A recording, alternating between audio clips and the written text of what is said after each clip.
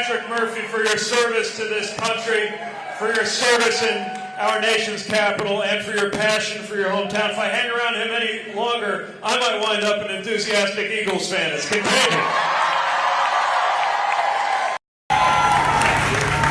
And thanks to all of you for spending some of your day with us, committed to the future of this country. We are at a moment of so much importance for the rest of our lives. We're going to remember what we did in 2020. Even now, we might be underreacting to the gravity of the moment. Can you hear me now in the back? All right, I'll be nice and loud. Any of you happened to catch the debate the other day?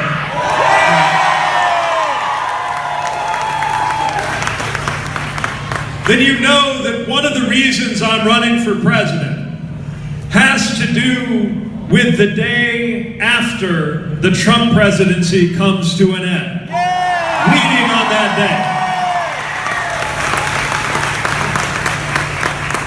day. It's not just bringing that day about. The need to do that goes without saying, because our country cannot take 4 more years of what we're experiencing right now. But it's also about what our country is going to need. If you really think about it, if you really picture what it will be like in this country that first day the sun comes up and he's not president anymore.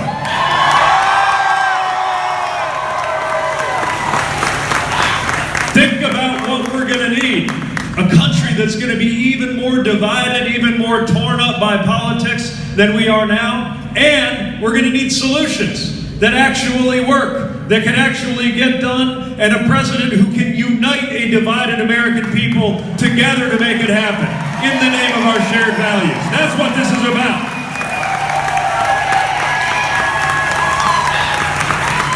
This is about standing up for the values that make us Americans. And when it comes to a value like patriotism and the love of this country, that is not a Republican value, it is an American value that ought to bring all of us together.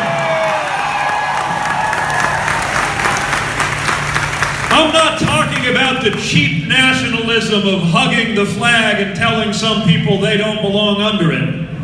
I'm talking about the love of country that recognizes that when somebody blows the whistle on official misconduct, that is an act of loyalty to the republic for which it stands. That is patriotism. That is love of country.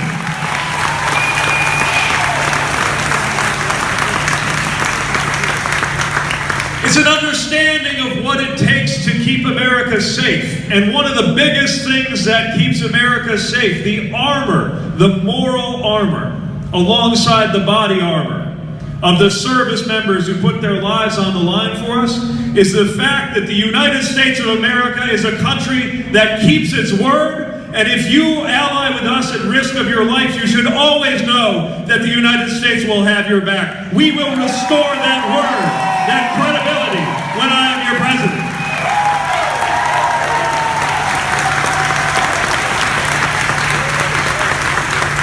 But see,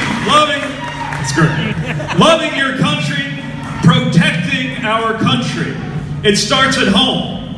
Because our country is made of people, and you cannot love this country if you hate half the people who are in it.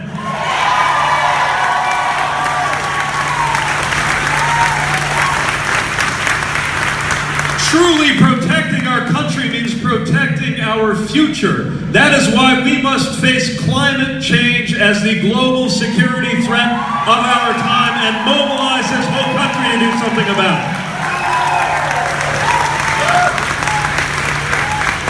And one more thing, if we're serious about security, if we're serious about saving lives, then we can never again allow the Second Amendment to be twisted into an excuse to do nothing about gun laws that will save Americans every single day.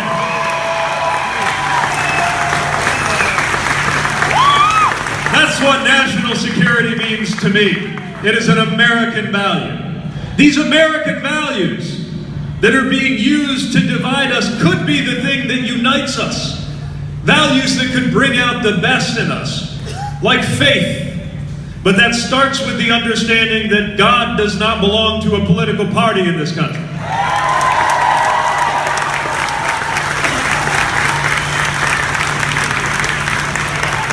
It means a president who knows that the president must stand for people of every religion and of no religion equally in the United States of America.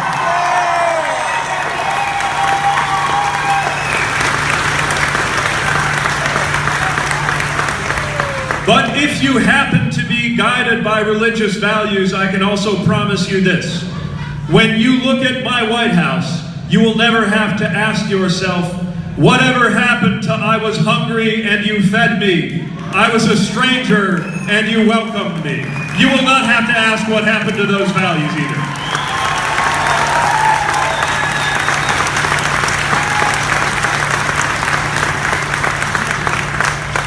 And let the word go out from here in this freedom-loving city that freedom is an American value with progressive implications. Real freedom.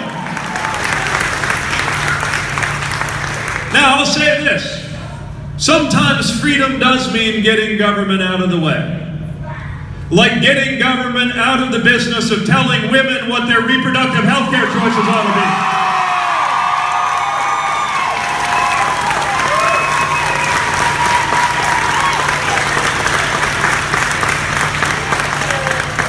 Then again, sometimes freedom means insisting that government do better. We are going to deliver health care because you're not free if you don't have it. That's why we need to make sure that every American can access Medicare for all who want it, or another way to make sure that we have health care coverage for every one of us.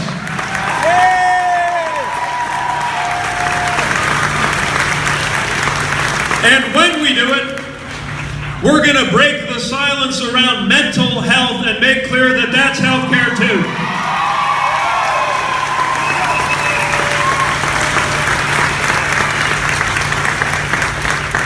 These are the values that will guide me. This is the kind of presidency you can expect. I will be a president who understands that the reason politics matters, the reason the human species invented government in the first place, is not to have a show going on in Washington, D.C. It is because our everyday lives depend on it. I am somebody who has seen the consequences in my own city in the form of empty factories and collapsing houses, of decisions made that forget our lives across America. That won't be possible in my White House.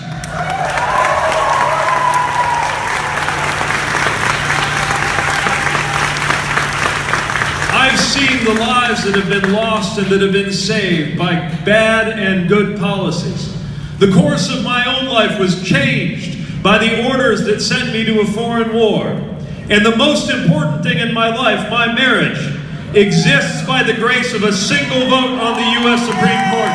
That's what politics means to me. It's our everyday lives. That comes first.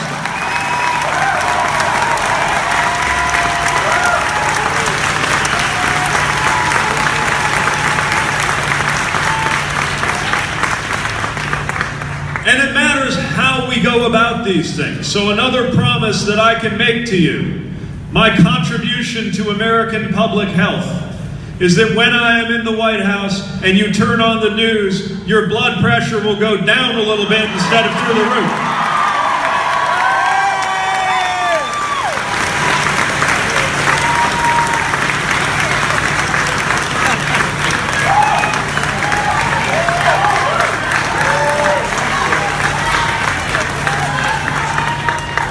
America's priorities will be my priorities when I am your president. We got a lot of work to do. So much. We got to make sure that this is an economy that actually works for all of us. We can't go on having the gross domestic product numbers go up even while our lives are getting shorter. That shouldn't even be possible. And when I am your president, we will measure the success of the economy not by how the Dow Jones is doing, but by how you're doing. We're going to measure it by the income growth of the 90%, because that's what it means to have an economy work for everyone.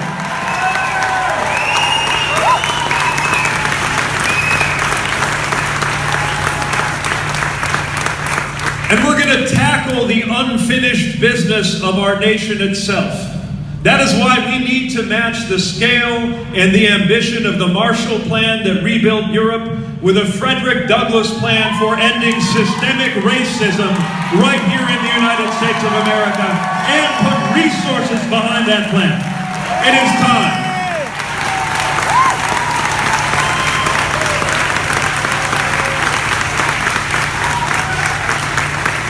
And you can expect a president who understands that personnel is policy, that who we put in charge in government matters.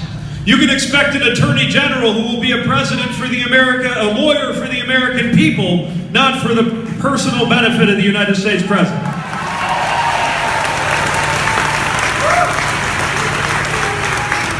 You can expect a head of the Environmental Protection Agency who believes in climate change and cares about protecting the environment.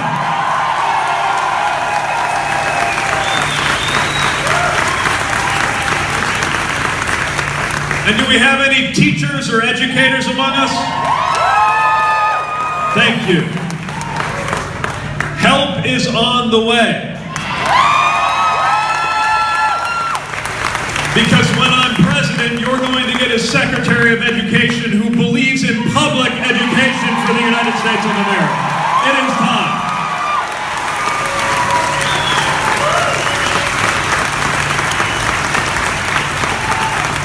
It is time. Now that I've painted the picture for you of the day after Donald Trump, we do have to talk for a minute about how we're going to get there. Remember that every time my party has taken the presidency in the last half century, it's been with a candidate who has come from a new generation, who is new to the national scene, who calls America to her highest values, and it's usually somebody who is the opposite of whatever we just had. And well, that's where I come in.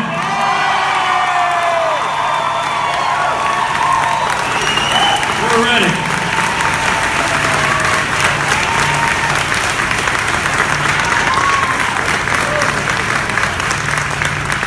That's the kind of presidency we need. The purpose of the presidency is not the glorification of the president, it's the unification of the American people, and a president needs to understand that.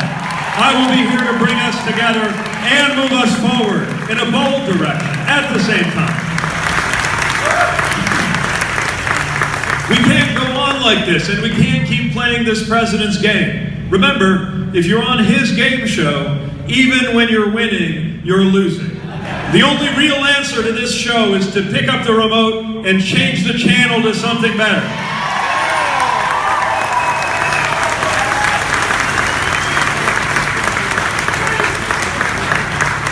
And here's the best news of all. I know that this could be a bleak time for the life of our nation. Sometimes I have trouble looking kids in the eye when they ask me the questions that are on their hearts. A 12-year-old who asked me about health insurance because she's worried if her diabetes will be covered if her parents lose their care. The 13-year-old with tears running down his face asking what we're going to do to take care of gun violence so he doesn't have to think about it in school. It is hard to look these kids in the eye. But I believe that we could make them and this country proud in a few short years if we insist on making sure that 2020 is the year when all of that changed and we moved in the right direction as a country.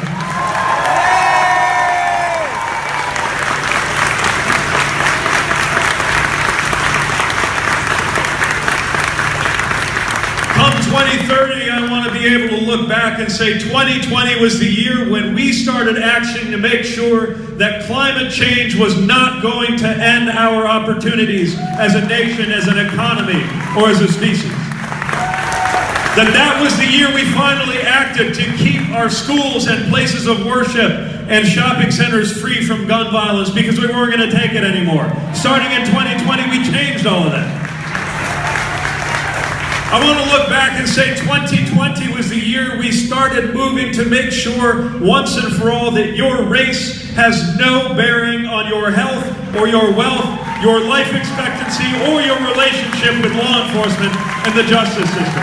We would be so proud of our country if we could do that starting in 2020. And I would be so proud of us if we could make it happen. So are you ready to make sure 2020 goes down in history as one of the shining moments on America's journey? Are you ready to spread the sense of hope that is required to be involved in politics and campaigning at all? Are you ready to take one last look at that show in Washington, pick up the remote, and change the channel for good?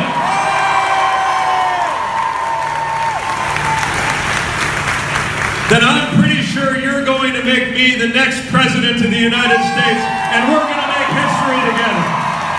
Thank you, Philadelphia. Thank you for your support. Thank you for caring. Please go out there and tell everybody you know we must get this done now. Thank you.